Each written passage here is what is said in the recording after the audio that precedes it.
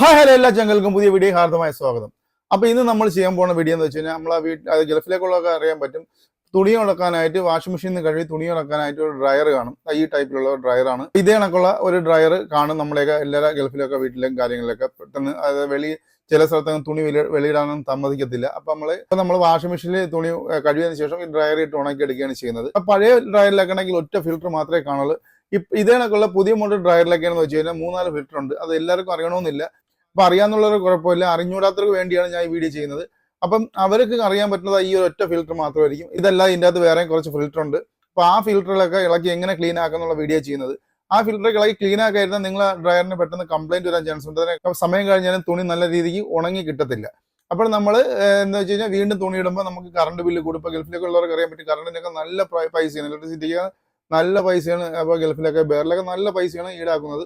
അപ്പൊ നമ്മൾ 2-3 തവണ ഇട്ട് നമ്മൾ ഉണക്കാൻ ശ്രമിക്കുക. അപ്പം ഈ ഫിൽറ്ററൊക്കെ നമ്മൾ ആഴ്ചയിലൊക്കെ എടുത്ത് ക്ലീൻ ആക്കി വെക്കുകയാണെങ്കിൽ ഡ്രയറിനും കംപ്ലൈന്റ് വരത്തില്ല, നമ്മളെ തുണിയൊക്കെ പെട്ടെന്ന് ഉണങ്ങിയും കിട്ടും. അപ്പൊ അങ്ങനെ ഒരു വീഡിയോ ആണ് നമ്മൾ ചെയ്യുന്നത്. വീഡിയോക്ക് ഇപ്പോൾ ആദ്യമായിട്ടാണ് നിങ്ങൾ എന്റെ ചാനൽ കാണണമെങ്കിൽ സബ്സ്ക്രൈബ് ചെയ്യാൻ എൻ്റെ അടുത്ത് ബെല്ലൈക്കൻ ആളാക്കിയിട്ട് മറക്കുക. എന്നാലും ഞാൻ ചെയ്യുന്ന പുതിയ വീഡിയോയുടെ നോട്ടിഫിക്കേഷൻ നിങ്ങൾക്ക് കിട്ടുള്ളൂ. നിങ്ങൾ ലൈക്ക് ചെയ്ത് കാണുക. നിങ്ങളെ ലൈക്കും ഷെയറും കമന്റും നമുക്ക് അടുത്തടുത്ത വീഡിയോ ചില പ്രചോദനം നീട്ടുന്നില്ല. നമ്മൾ നേരെ വീഡിയോയിലേക്ക് പോവുകയാണ്. ഡ്രയർ എങ്ങനെ നമുക്ക് ക്ലീൻ ആക്കി സ്വന്തമായിട്ട് എടുക്കാന്നുള്ള വീഡിയോ ആണ്. അപ്പൊ നേരെ നമ്മൾ വീഡിയോയിലേക്ക് അപ്പൊ ഈ കാണുന്നത് നമ്മുടെ ഡ്രയർ. അപ്പൊ ഈ ഡ്രയറാണ് നമ്മൾ നിങ്ങൾ കാണിച്ചു തരുന്നത്. ഇതിന്റെ ഫിൽറ്ററും ഒക്കെ ഇറക്കി ക്ലീൻ ആക്കുന്നത്. ഇത് നിങ്ങളിവിടെ കാണാൻ പറ്റും. നമുക്കൊക്കെ അറിയാന്നുള്ള ഒരുവിധമുള്ള എല്ലാവർക്കും അറിയാന്നുള്ള വെച്ച് കഴിഞ്ഞാൽ ഈ ഒരു ഫിൽറ്റർ മാത്രം. എന്ന് വെച്ചാൽ പഴയ മോഡല് ഡ്രയറിലൊക്കെ ഈ ഒരു ഒറ്റ ഫിൽറ്റർ മാത്രമേ ഉള്ളൂ. ഇത് കുറച്ചുകൂടി അഡ്വാൻസ് ആയിട്ടുള്ള ഡ്രയർ ആയതുകൊണ്ട് ഇതിൽ കുറച്ചുകൂടെ ഫീച്ചറും കാര്യങ്ങളൊക്കെ ഉണ്ട്. പെട്ടെന്ന് തുണി ഉണങ്ങാനുള്ള കാര്യങ്ങളൊക്കെ ഉണ്ട്. അതുകൊണ്ട് ഇതിൽ കുറച്ചുകൂടെ ഫിൽറ്റർ കമ്പനി കൊടുത്തിട്ടുണ്ട്.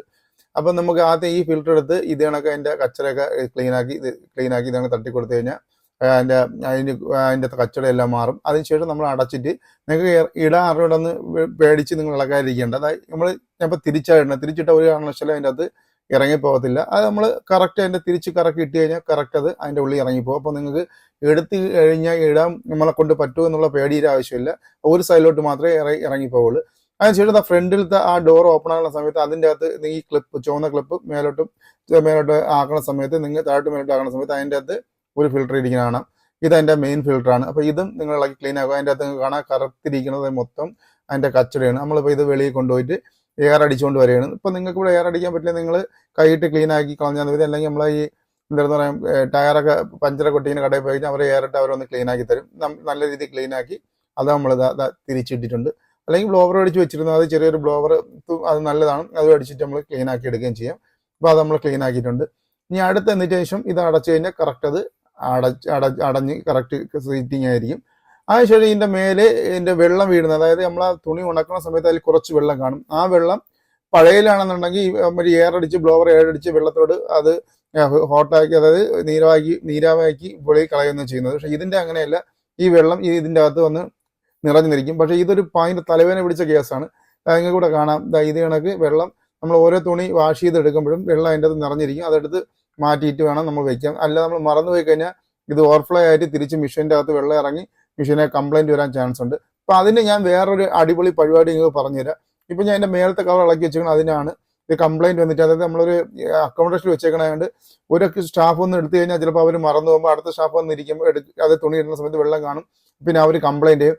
അതിന് വേണ്ടി നമ്മൾ ഇപ്പോൾ ചെയ്തതെന്ന് വെച്ച് കഴിഞ്ഞാൽ മേലത്തെ കവർ ഇളക്കിയിട്ട് അതിൻ്റെ പൈപ്പ് ഏതാ നോക്കി, ഇതാണ് അതിൻ്റെ പൈപ്പ്. അപ്പോൾ ആ പൈപ്പ് നമ്മൾ ഇളക്കി മാറ്റിയിട്ടുണ്ട്. അതിൻ്റെ അടിയിൽ നമ്മൾ ഇട്ടേക്കണ പൈപ്പ് ഇതിൻ്റെ കൂടെ കിട്ടിയേക്കണ പൈപ്പാണ്. അതായത് മോട്ടറിൻ്റെ ആ കാണുന്നത് മോട്ടറിൻ്റെ അകത്ത് നമ്മുടെ പുതിയ പൈപ്പ്, അതായത് അതിൽ നിന്ന് അഡീഷണൽ പൈപ്പ് ഫിറ്റ് ചെയ്തതിന് ശേഷം അത് വെളി ഇട്ടിട്ടുണ്ട്. ആ പഴയ പൈപ്പ്, അതായത് മേലോട്ട് പൈപ്പ് ട്രേസ് ചെയ്ത് കണ്ടുപിടിച്ചിട്ട് ആ പൈപ്പ് ഊരി മാറ്റി, അതാണ് വെളിയിലോട്ട് ഇരിക്കുന്ന പൈപ്പ്. അതിനുശേഷം അതിൻ്റെ അവർ തന്ന അഡീഷണൽ പൈപ്പ് നമ്മൾ മോട്ടറിൽ ഔട്ടിൽ കണക്ട് ചെയ്തിട്ടുണ്ട്. ഇനി നമ്മൾ ഇതിൻ്റെ ഒരു സ്ക്രൂ ഉണ്ട്. ആ സ്ക്രൂ ഇട്ട് ടൈറ്റ് ചെയ്ത് കഴിഞ്ഞാൽ അത് കറക്റ്റായി. പിന്നെ ഇതൊരു 1.5 മീറ്ററിന് മേലെ നീളമുള്ള പൈപ്പാണ്. നമ്മൾ വാഷിംഗ് മെഷീൻ പൈപ്പിൻ്റെ ക്ലിപ്പ് കണക്കി തന്നെ ഇത് നമ്മൾ ഇനി എടുത്ത് ഡ്രൈനിലോട്ട് ഇട്ട് കഴിഞ്ഞാൽ ഡ്രൈനകത്ത് വെള്ളം പോകത്തില്ല. ആ വെള്ളം നേരെ ഡ്രൈനേജിലോട്ട് തന്നെ പോകും. നമ്മളിവിടെ അതിൻ്റെ 2 സ്ക്രൂ ഇളക്കിയ സ്ക്രൂ നമ്മൾ ടൈറ്റ് ചെയ്യുന്നുണ്ട്. അപ്പോൾ നമ്മൾ ആ സ്ക്രൂ രണ്ടും ടൈറ്റ് ചെയ്ത് കഴിഞ്ഞിട്ടുണ്ട്. ഇനിയിപ്പോൾ ടൈറ്റ് ചെയ്ത് കഴിഞ്ഞ ശേഷം നിങ്ങൾക്ക് ഇവിടെ കാണിച്ചു തരും. ഇത് നമ്മൾ നേരെ ഡ്രൈനിലോട്ട്, അതായത് വാഷിംഗ് മെഷീൻ്റെ ഡ്രൈനിലോട്ടാണ് കൊടുക്കുന്നത്. പിന്നെ ഇതിൻ്റെ അകത്ത് വെള്ളം ഇനി വരത്തില്ല. ആ ഒരു തലവേദന ഇല്ല, മറന്നുപോയി എന്നുള്ള തലവേദന ഇല്ല, നിറഞ്ഞ് ഓവർഫ്ലോ ആയിട്ട് മെഷീനിൽ വീണെന്നുള്ള തലവേദന ഇല്ല. നമ്മളിതായിപ്പോൾ അത് ഡ്രൈനേജ് വാഷിംഗ് മെഷീൻ്റെ ഡ്രൈനേജ് കൊടുത്തിട്ടുണ്ട്. അപ്പോൾ ഇത്രയുള്ള ഈ വീഡിയോ നിങ്ങൾക്ക് നിഷ്പ്രയാസം ചെയ്യാൻ പറ്റുന്നതാണ്. അപ്പോൾ നിങ്ങൾക്ക് ഈ വീഡിയോ ഇഷ്ടപ്പെട്ട് കഴിഞ്ഞാൽ സബ്സ്ക്രൈബ് ചെയ്യാൻ എൻ്റെ അടുത്ത് ബെല്ലൈക്കൺ ആളാക്കിയിടാൻ മറക്കരുത്. എന്നാലും ഞാൻ ചെയ്യുന്ന പുതിയ പുതിയ വീഡിയോ നോട്ടിഫിക്കേഷൻ നിങ്ങൾക്ക് കിട്ടുള്ളൂ. ലൈക്ക് തന്നെ കാണുക. നിങ്ങൾ ലൈക്കും ഷെയറും കമൻറ്റുമാണ് നമുക്ക് അടുത്തടുത്ത വീഡിയോ ചെയ്യാൻ പ്രചോദനം. അതിനൊക്കെ ഇത്രയുള്ള ഈ ഡ്രെയിനേജ് പൈപ്പ് കൊടുക്കാനായിട്ട് ഇനി നമ്മൾ അതിൻ്റെ അകത്ത് വെള്ളം നിറയത്തില്ല. വെള്ളം നേരെ പുറത്തു പോകും. ഇനി നീ കഴുകിയിട്ട് വെള്ളം എടുത്ത് കളയുന്നുള്ള പരാതിയില്ല. അപ്പം നല്ലൊരു വർക്കുമായിട്ട് നമുക്ക് വീണ്ടും അടുത്ത വീഡിയോ കാണാം.